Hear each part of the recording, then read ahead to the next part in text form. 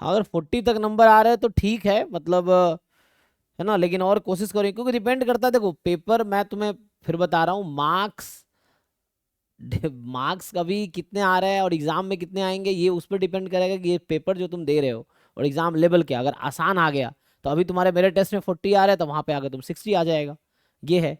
अगर पेपर मुश्किल आया तो यहाँ 40 आ रहा है वहाँ 30 आएगा। तो वैसा वो तो डिपेंड करता है, सेम लेवल क्वेश्चन आएंगे फिर 40 आएगा। तो वो तो डिपेंड करेगा ना उसी पे कि पेपर का लेवल क्या है। लेकिन मैं फिर से रिपीट कर रहा हूँ कि रैंकिंग में कोई चेंज नहीं आना, कि तुम्हें लगता है कि जैसे 2023 में 40 मार्क्स जिस बच्चे का था ना, उसका रैंक, क्योंकि 59 में फर्स्ट रैंक था, 55 पे सेकंड रैंक था, तो 40 मार्क्स पे अंडर, मुझे जहां तक याद है 40 मार्क्स पे 20 के आसपास रैंक था, 20-25 रैंक था।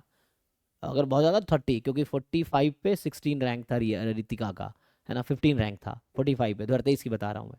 तो वैसा है, 40 मार्क्स पे 30s में रैंक था, ठीक है ना, 30 जिसके 40 मार्क्स उसके 30s में रैंक था, 30 रैंक अप्रॉक्स लगा लो ये था।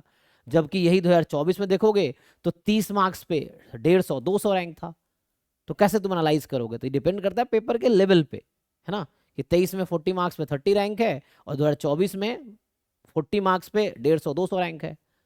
तो मार्क्स एनालाइज नहीं करिए, रैंकिंग जैसे अब तुम्हारे हाथ में यही है कि बेस्ट प्रिपरेशन करो जो तुमसे पॉसिबल है, अपने भरोसा रखो, प्रिपरेशन करते रहो, एग्जाम दोगे मार्क्स आएगा तो उसमें भी खुलने की कोई, जैसे इस बार 2024 में क्या हुआ, जिन बच्चों के 40 आ रहे थे बहुत खुश था कि 40 में मेरे 30-40 रैंक आ जाएंगे, रैंक आया 150-200, क्योंकि सबके एग्जाम अच्छा हुआ था।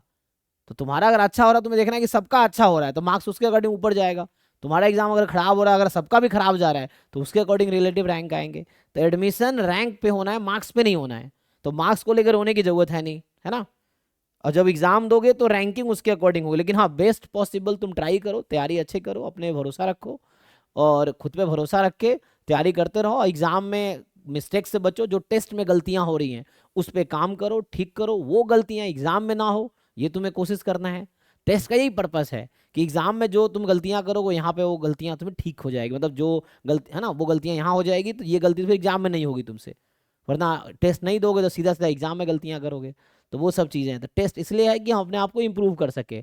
और 50, 40, 50, 60 मार्क्स भी अच्छे मार्क्स हैं, इतना खराब भी नहीं है ना। कट ऑफ जाता है 20-22 नंबर, क्वालिफाइंग मार्क्स है ना, इस बार शायद 25 पे गया था, क्योंकि जनरल का 25-26 गया था ना, क्योंकि बहुत इजी पेपर था। अदरवाइज 20 मार्क्स अराउंड रहता है कट ऑफ। मैं अप्रॉक्स बोल रहा हूँ, एग्जैक्ट नंबर याद नहीं हो, तुम देख सकते हो ऑनलाइन वेबसाइट पे सब अवेलेबल है ना, जैम के वेबसाइट पे वो है, तो एक्सप्लोर करो।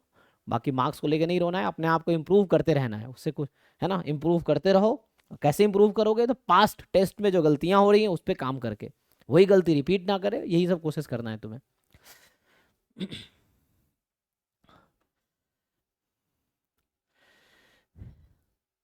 हाँ जी सर, आईआईटी दिल्ली 2 बार ऑलरेडी एग्जाम कंडक्ट कर चुका है, 2013-17 में, और दोनों ईयर पेपर हार्ड रहे हैं, तो इस बार भी लेवल हो सकता है क्या, 13 और 17 में? अच्छा, 13 तब तो सब्जेक्टिव होता था, 17 में ऑब्जेक्टिव था। 17 के पेपर 15 में इजी था, 16 में भी इजी था, 17 कंपेरेटिवली टफ था 15-16 के कंपैरिजन में, यस। 2017 का जो पेपर था, 2015 से ऑनलाइन एग्जाम शुरू हुआ था, तो हो सकता है टफ हो, लेकिन उसके लिए भी आपको तैयार रहना, आपको ध्यान नहीं रखना है पेपर टफ होगा तो सिर्फ आपके मार्क्स कम नहीं आएंगे, सबके कम मार्क्स आएंगे, फिर उसी में फिर रैंकिंग होनी है। मैं अभी आपको एग्जांपल दे रहा हूँ 23 वाला, 23 में पेपर बहुत डिफिकल्ट आया, तो फर्स्ट रैंक 59 मैक्सिमम स्कोर कोई बच्चा कर पाया, 59 कर पाया। तो मान लो उस समय हो सकता है हमारे टेस्ट में कोई 80-90 ला रहा हो, और वहां वो नहीं कर पाया, वहां जाके 59 ही फर्स्ट रैंक, जिस बच्चे का 59 आया, क्योंकि पेपर डिफिकल्ट था। तो सबके एग्जाम खराब होने हैं, और सबके खराब होने हैं तो जो सबसे अच्छा उसमें स्कोर करेगा रैंक 1 आएगा, एडमिशन रैंक पे होना है। तो अगर पेपर टफ आ सकता है ना, ऐसा हो सकता है ना, क्योंकि उनकी एक कमेटी बनती है जो पेपर बनाते हैं, उनमें प्रोफेसर की कुछ कमेटी होती है, कुछ प्रोफेसर क्वेश्चन देते हैं। तो जरूरी नहीं कि दो जो प्रोफेसर 2017 में पेपर बनाए थे वही प्रोफेसर 2024-25 में भी बनाएंगे, ऐसा जरूरी नहीं, क्योंकि वो है ना, क्योंकि वो सीनियर हो गया, दूसरे किसी को चांस मिलेगा, तो ऐसा जरूरी नहीं कि जो पर्सन है ना, कि 13 में 17 में जिन लोग जो मतलब कमेटी बनती है कि भाई इस एग्जाम का पेपर बनाना है, तो 2 क्वेश्चन वो, दो क्वेश्चन वो, ऐसे करके देते हैं वो लोग। तो ऐसे हर प्रोफेसर की अपनी एक है ना वो रहता है कि कंट्रीब्यूशन, एक ही आदमी पूरा पेपर नहीं बना देता है, सबको एक काम दिया जाता है कि इस टॉपिक आप बनाइए, इसका आप बनाइए, इसका आप बनाइए, ऐसे कमेटी रहती है। तो वो है, तो जरूरी नहीं कि 2017 में जिन लोगों ने बनाए थे वही अभी बनाएंगे। हाँ, 2-4 लोग कॉमन हो सकते हैं, क्योंकि इन बीच में बहुत सारे नए लोग भी तो आते हैं उस प्रोसेस में। तो ऐसा कोई जरूरी नहीं है, बट हाँ हो सकता है, क्योंकि वो लोग देखते हैं पास्ट में कैसे पेपर्स बने हैं, तो उसके अकॉर्डिंग पेपर फ्रेम करते हैं ये लोग भी जो बनाते हैं। तो क्या करते हैं, मान लो मैं ही अगर पेपर बनाने की जिम्मेदारी मिलेगी तो मैं पहले क्या करूंगा, मैं पहले पूरा सिलेबस देखूंगा क्या है, फिर देखूंगा पहले जो पेपर्स लोगों ने बनाए कैसे बनाए हैं, फिर उसके अकॉर्डिंग मैं पेपर बनाऊंगा अगला। ये चीज़ें हैं। तो वैसे ही होगा, तो हो सकता है कंपेटेबल टफ हो, लेकिन उसके लिए डरने की जरूरत नहीं है। आप तैयारी अच्छी रखो और वहाँ बेस्ट परफॉर्म करो, बेस्ट रैंक आएगा, और यही जो होगा होगा, है ना। अब इसमें कुछ आप अलग से कुछ नहीं कर सकते, आप बस यही कर सकते हैं कि आप अच्छी तैयारी कीजिए, अच्छा परफॉर्म कीजिए एग्जाम में, जो रैंक आएगा उसके अकॉर्डिंग एडमिशन होगा। तो आपके हाथ में बस तैयारी करना, मेहनत करना, है ना, और कुछ नहीं कर सकते आप।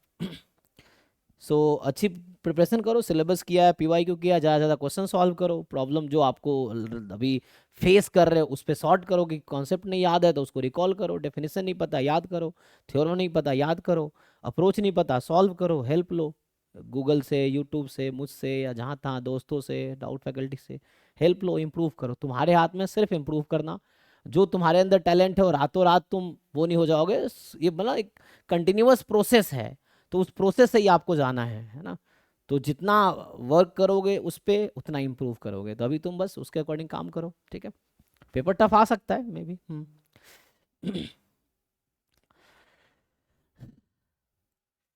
है ना, तो वो आपको देखना है, क्योंकि पेपर सबके लिए कॉमन बन रहा है ना। ऐसा तो है नहीं कि आपके लिए अलग बनेगा, दुनिया के लिए अलग बनेगी, सबके लिए कॉमन बन रहा है। तो आप वैसी प्रिपरेशन करो, जो बेस्ट परफॉर्म करेगा वैसा होगा, ठीक है। चलिए, तो हम लोग मॉक टेस्ट उस पे आते हैं, 51 का डिस्कशन करते हैं, जो डाउट जिन लोगों का है, जिन्होंने चैट में लिखा है एक एक करके डाउट देखते हैं।